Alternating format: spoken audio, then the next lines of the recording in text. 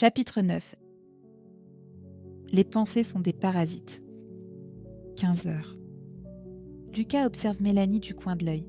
Elle est là, mais en réalité, elle est ailleurs, comme si elle vivait dans une autre dimension.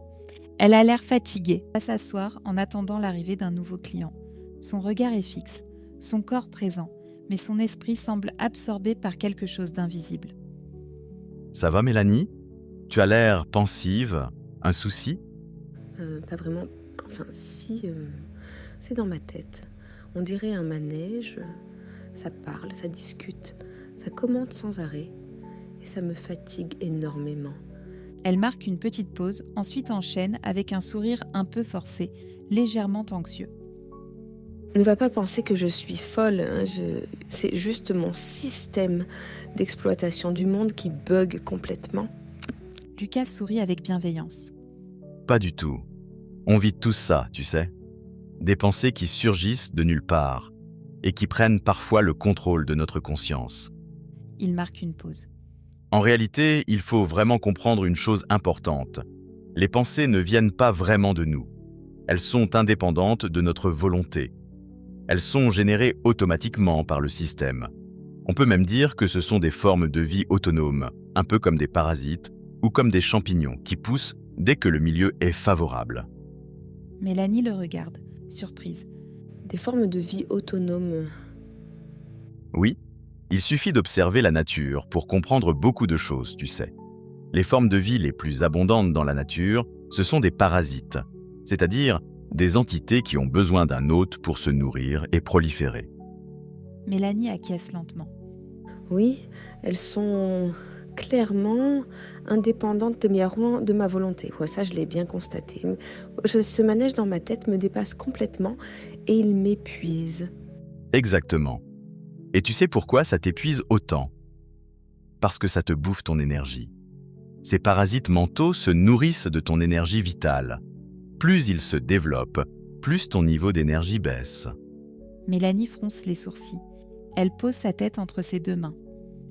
Oui, Lucas, tu as raison. Tu sais, je peux être assise tranquillement pour rédiger mon mémoire, ou en train de manger, ou même au lit, prête à dormir. Et d'un coup, hop, les pensées débarquent, des souvenirs du passé, des interprétations, des questions, des scénarios pour le futur. On dirait un logiciel qui se déclenche tout seul et que je n'arrive pas à arrêter. Lucas réfléchit un instant. Oui, le cerveau est comme un système d'exploitation du monde. Un logiciel biologique en fait. Un logiciel d'aide à la décision, il est très sophistiqué. Il est là pour nous permettre de naviguer dans le monde, analyser les situations et proposer des solutions, des décisions qui nous permettent de survivre. Le problème, c'est que ce logiciel fonctionne en continu. Il ne sait pas s'arrêter. Il essaie de nous aider en réalité, et du coup, il cumule souvent des informations dépassées, futiles, inutiles, ou même des pensées très négatives, car il a peur. Mélanie le regarde étonnée. Tu veux dire, moi j'ai peur? Non, il ne s'agit pas de toi, la partie consciente de toi. Il s'agit du programme qui est dans ta tête. Le logiciel biologique qui conduit la voiture, je veux dire le corps. Ok. Et pourquoi il a peur, ce logiciel? Eh bien parce que la peur est très utile. En termes d'évolution, la peur permet de rester focalisé sur les sources de dangers éventuels, les prédateurs, les catastrophes naturelles, etc. Là, je suis en train de t'expliquer ce que disent les neurosciences modernes, en fait. Le cerveau est paramétré pour avoir peur et ainsi rester vigilant pour survivre. C'est très simple. Mais justement, aujourd'hui, dans le contexte culturel actuel, la peur devient un frein. Tu comprends, Mélanie? Tu n'es pas la seule à vivre car on est tous programmés pour avoir des pensées négatives. Car pour le cerveau ancestral, c'est la stratégie optimale de survie. Autrement dit, une personne zen qui vit dans la savane il y a des milliers d'années ne peut pas survivre. Seuls survivent les individus par définition vigilants, anxieux, en surveillance permanente de leur environnement. À ce moment-là, un livreur arrive.